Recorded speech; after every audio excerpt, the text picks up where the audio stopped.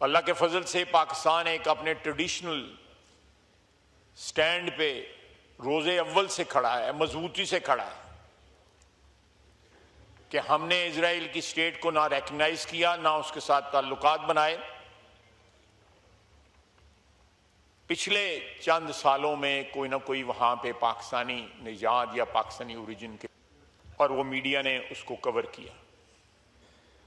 किस तरह गए, कौन उनको लेके गया, किसने उनको स्पॉन्सर किया, मैं उसकी तफसील में नहीं जाना चाहता, लेकिन ये बात अटल है कि ज़ायनिज़्म जो है वो सारी इस्लामी दुनिया का दुश्मन। जो सहूनी नजरिया या सहूनी ताकतें जो हैं, मैं सारे यहूदियों को उसमें नहीं शामिल करना चाहता, क्योंकि बहुत से यहूदी जो है इस वक्त फ़लस्तीन की हमायत भी कर रहे हैं, वो सुलह भी चाहते हैं, वो एक ऐसे मुल्क की जो है बुनियाद भी डालने चाहते हैं जिसमें तमाम नेशनैलिटीज़ या कौमें जो हैं या मज़ाहिब के लोग जो हैं वो मिलके रह सकें। जनाब स्पीकर, मैं इस ईवान की वसातत से मुकम्मल यकजहती का इजहार हम करते हैं अपने ईरानी भाइयों के साथ, और इस आजमाइश की घड़ी में हम उनके साथ हैं, हर तरीके से उनके साथ हैं। उनको जिस किस्म की ज़रूरत होगी इंटरनेशनल लेवल पे, यूनाइटेड नेशंस पे या किसी और अदारे पे या इस्लामिक कॉन्फ्रेंस के अदारे पे, कहीं भी हम उनके मफादात का जो है तहफ़्फ़ुज़ करेंगे इंशाअल्लाह ताला। वो हमारे भाई हैं, हमारे हमसाए हैं, उनका दुख दर्द, उनकी खुशियाँ, उनका गम जो है हमारे साथ जो है मुश्तरक है। जनाब आला, मैं आता हूँ फिर दोबारा, मैंने जिक्र किया बुनियान मरसूस का। बुनियान मरसूस का जो मार्का हुआ और जिस तरह पाकिस्तान को फतह हासिल हुई,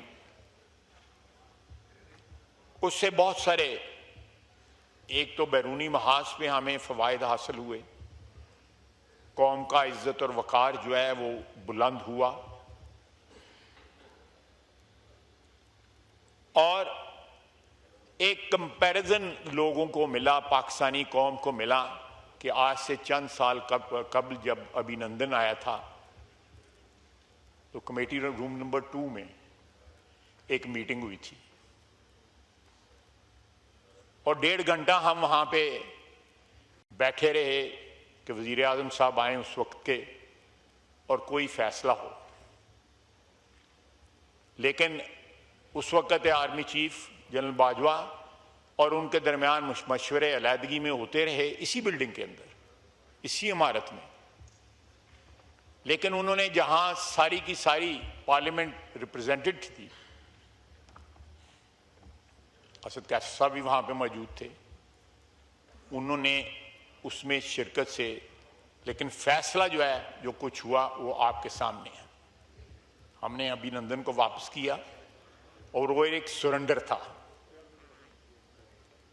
आपको याद होगा इसी ऐवान में कांपे टांगे या टांगे कांपने की जो बात हुई, आपको भी टारगेट किया गया उस पर।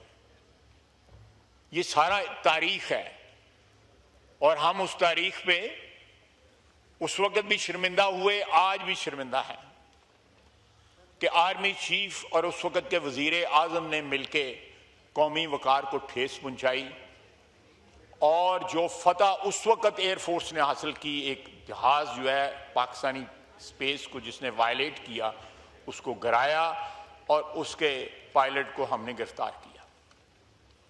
लेकिन एब्जेक्ट सरेंडर जो है विदिन 24 आवर्स जो है हमने किया। क्या वजूहत थी, मैं उसकी तफसील में नहीं जाना चाहता। लेकिन अब जो हुआ, फॉर्चुनेटली मेरे लिए ये बड़ा फख्र का मकाम है कि मैं उस सारे प्रोसेस का हिस्सा रहा। जिस तरह बुलंद हौसले ने, मैंने दोनों सिचुएशंस देखी ना, उस वक्त जनरल बाजवा साहब का और वज़ीर आज़म का भी हौसला देखा उस वक्त के, और इस वक्त भी मैंने हौसले देखे अपनी अफवाज के जो चीफ थे तीनों के, उनके हौसले देखे।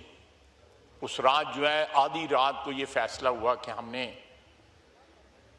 रिएक्ट करना है, रिटेलिएट करना है, जवाब देना है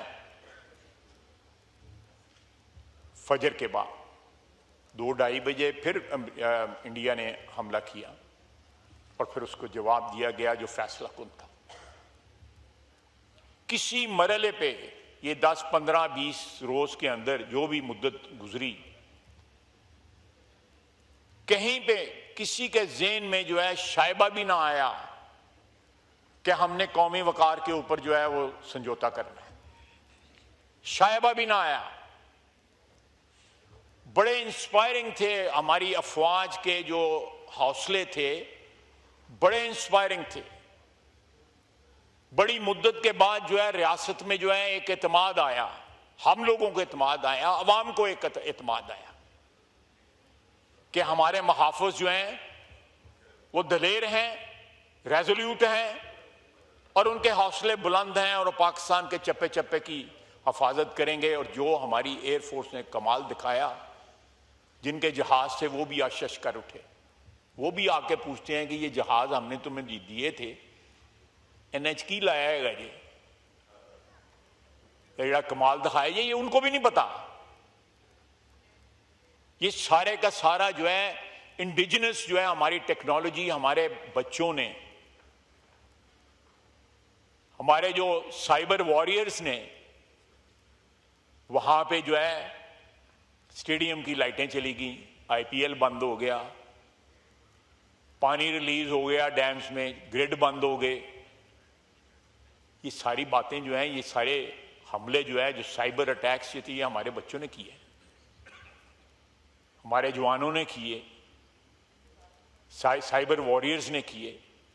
हमें हमें जो है इस फतह के ऊपर जो है तमाम उम्र जो है ता क़यामत जो है फख्र होगा कि किस तरह ये जंग लड़ी गई और पूरी कौम जो है मुत्तहिद होके अपनी अफवाज के पीछे खड़ी थी। एक पूरी नस्ल को जो है हमारी अफवाज की जो लीडरशिप है उसने इंस्पायर किया है। रियासत के अंदर एतमाद जो है वो कहीं नीचे था, वो आसमान को छू रहा है।